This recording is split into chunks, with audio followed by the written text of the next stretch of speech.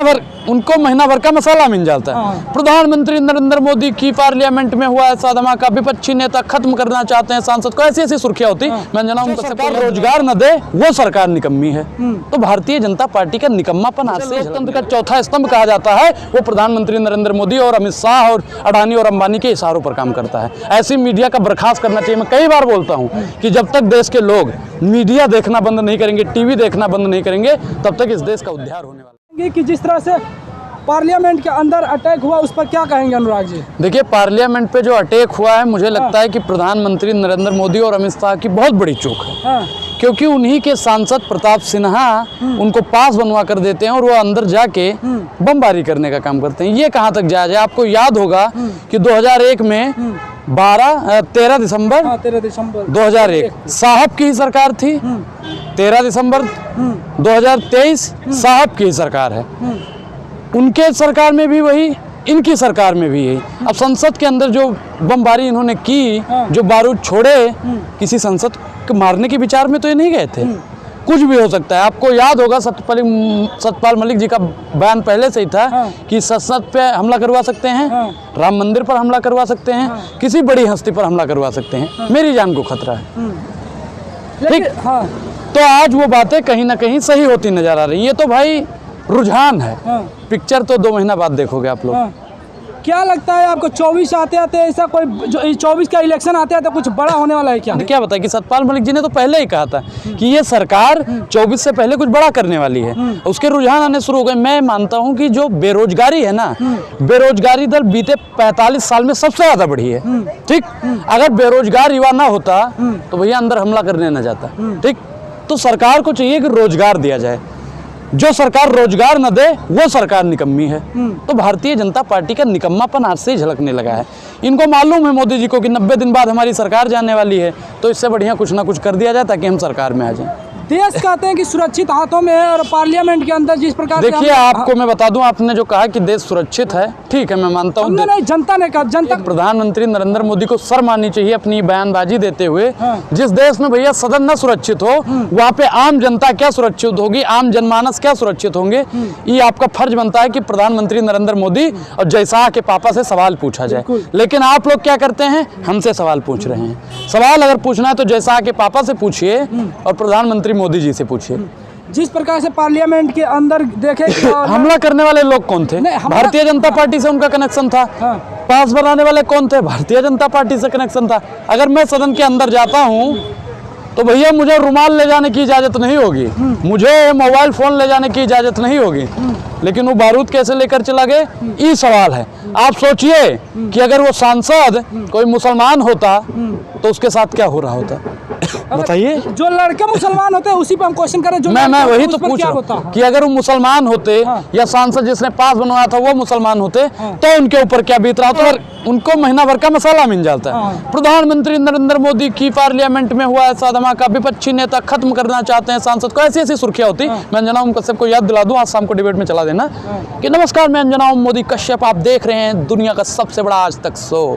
प्रधानमंत्री नरेंद्र मोदी की अध्यक्षता में पार्लियामेंट में ऐसे लोग जाते हैं जो सदन को ही खत्म कर देना चाहते हैं। मुसलमान समाज के लोग ऐसे होते हैं, ऐसे समाज के लोग ऐसे होते हैं। विपक्ष का नेता ही प्रधानमंत्री नरेंद्र मोदी के सामने टिक नहीं पाता है। लेकिन आज इन लोगों की हिम्मत नहीं हो रही कि प्रधानमंत्री नरेंद्र मोदी के सामने बोल दें। क्यों?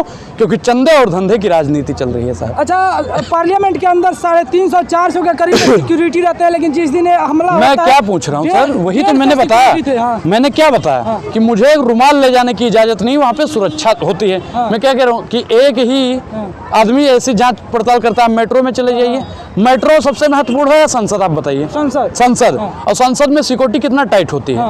अब वो लेकर कैसे गया भाई? सिक्योरिटी पर भी सवाल है।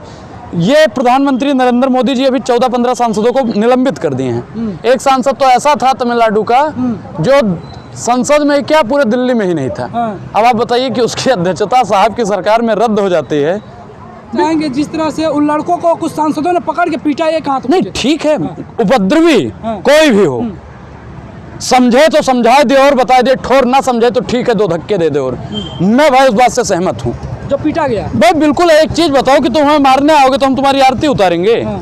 लेकिन एक चीज बताइए, नहीं कुछ लोग उसको भगत सिंह के मतलब चिन्हों पर चलने वाले बता रहे हैं। देखिए, मैं वो जरूर संघी विचारधारा के होंगे और भारतीय जनता पार्टी से उनका कनेक्शन होगा। उन्होंने अंग्रेजों पर बम फेंका था, असेंबली में जो बम फेंका गया था, आप पढ़िए भगत सिंह को, तो उन्होंने बम फेंका था अंग्रेजों के खिलाफ। अब वो किसके खिलाफ बम फेंके थे? मोदी जी के खिलाफ। हैं, बताइए, मोदी जी के खिलाफ बम फेंका था उन्होंने? उसमें तो महंगाई के खिलाफ बम फेंका था, बेरोजगारी के खिलाफ, हैं, शिक्षा के खिलाफ। किस लिए बम फेंका था? वो प्रधानमंत्री नरेंद्र मोदी के पद चिन्हों पर चलने वाले लोग हैं। और मैं प्रधानमंत्री नरेंद्र मोदी और जयशाह के पापा से कहना चाहता हूं कि प्रताप सिन्हा की सदस्यता तुरंत रद्द होनी चाहिए, लेकिन अभी तक प्रधानमंत्री ने कुछ नहीं किया, जयशाह के पापा ने कुछ नहीं किया। बताइए कि गृह मंत्री का काम क्या होता है? अच्छा, एक क्वेश्चन की, जैसा कि अमित शाह को पार्लियामेंट के अंदर आकर के जवाब देना चाहिए, तो मीडिया में आकर जवाब दे रहे हैं, इस पर क्या बोलेंगे? देखिए, पार्लियामेंट देखो, घटना जहाँ की होती है मीडिया पे, लेकिन वो बच के मीडिया समझते हैं ना कि मीडिया किसकी है। मेरा नाम अंजन्या ओम मोदी कश्यप है। प्रधानमंत्री जी, आप रुमाल पर्स रखते हैं कि नहीं? हैं? मोदी जी, आप फिट कैसे रहते हैं? मोदी जी, आप टॉनिक कौन सा पीते हैं? भैया, इतना सवाल अगर कोई पूछ रहा, आप पत्रकार हैं, अगर मैं पत्रकार होता और आप प्रधानमंत्री नरेंद्र मोदी होते, तो मैं ये माइक पकड़ता और पूछता कि प्रधानमंत्री जी, आप बताइए 2 करोड़ रोजगार कहाँ है? आपका जवाब क्या होता, बताइए। मुझे लगता है कि प्रधानमंत्री नरेंद्र मोदी मेरा सोना छोड़ के भाग जाते तो मैं अपना नाम बदल देता। जिसे लोकतंत्र का चौथा स्तंभ कहा जाता है, वो प्रधानमंत्री नरेंद्र मोदी और अमित शाह और अडानी और अंबानी के इशारों पर काम करता है। ऐसी मीडिया का बर्खास्त करना चाहिए। मैं कई बार बोलता हूं कि जब तक देश के लोग मीडिया देखना बंद नहीं करेंगे, टीवी देखना बंद नहीं करेंगे, तब तक इस देश का उद्धार होने वाला नहीं। आरोप लग रहा है कि जानबूझ कर कराया जा रहा है अटैक। अगर इस प्रकार की रणनीति रहेगी इनकी, तो आप इससे 2024 में पार कैसे पाएंगे? देखिए, जनता अब जान गई है और जनता बहुत समझदार है। अब तय करना सरकार किसकी बनेगी, किसकी नहीं बनेगी, ना ये आप तय करेंगे, ना हम तय करेंगे, ना नरेंद्र मोदी तय करेंगे। जनता तय करती है और जनता सब जानती है। जनता इस बार अब उसे चुनेगी जो शिक्षा की बात करेगा, महंगाई पर बात करेगा, बेरोजगारी पर बात करेगा। जनता उसको वोट देगी। अभी कुछ दिन पहले तो आप बोल रहे थे कि ईवीएम तय करता है। नहीं, ईवीएम देखिए, ईवीएम नहीं, बैलेट पेपर से चुनाव होना चाहिए। मैं कई बार बोलता हूँ कि बैलेट पेपर, देखिए, इस अमेरिका भारत से ज़्यादा ताकतवर है। जापान चले जाइए, जो देश बनाता है ईवीएम को, वो देश बैलेट पेपर से चुनाव करवा रहे हैं, तो भारत में बैलेट पेपर से ही चुनाव होना चाहिए। और मैं गारंटी देता हूं कि 2024 का चुनाव बैलेट पेपर से ही होगा। राजनाथ सिंह के बयान पे क्या बोल रहे हैं? पार्लियामेंट के अंदर जो पास दी जाती है सांसदों को, पक्ष के लोग या विपक्ष के लोग कोई भी हो, उन्हें पास सावधानी से देनी चाहिए। बिल्कुल सही बात है, सावधानी से देना चाहिए। अब उन लड़कों को दे दिया गया, उन तो मासूमों की जिंदगी गई भैया।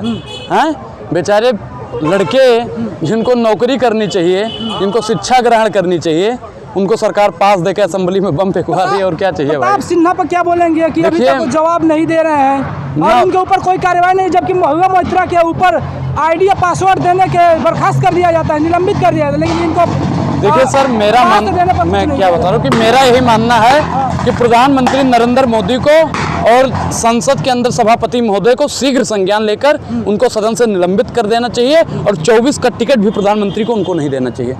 अभी स्मृति ईरानी ने पीरियड्स पे बोला था कि लीव नहीं देनी चाहिए। देखिए, मैं एक चीज़ बताऊं कि वो महिलाओं की परेशानी होती है और अगर महीने में एक बार आती है तो उस पर छुट्टी क्यों नहीं देनी चाहिए भाई?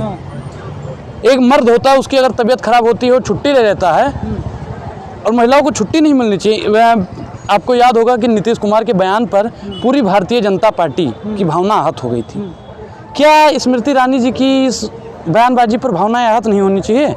मैं दरख्वास्त करता हूं स्मृति ईरानी जी से भी कि आप एक महिला हैं और एक महिला का दर्द आपसे बेहतर कोई नहीं समझ सकता। वो तो बोलती है दर्द होता ही नहीं है, इसकी कोई ज़रूरत ही नहीं है। देखिए, मैं क्या बताऊं भाई, मैं क्या कह रहा हूं कि जाके पाँव ना फटे भी भाई, ते का जाने पीर पर आई। तो मुझे तो ऐसा कोई वो नहीं, तो मैं दर्द नहीं समझ सकता हूँ, लेकिन मैं एक चीज़ जानता हूँ कि महिलाओं को दर्द होता है और उसका जो स्मृति ईरानी ने कहा है वो बिल्कुल मैं उस बयान की घोर निंदा करता हूँ।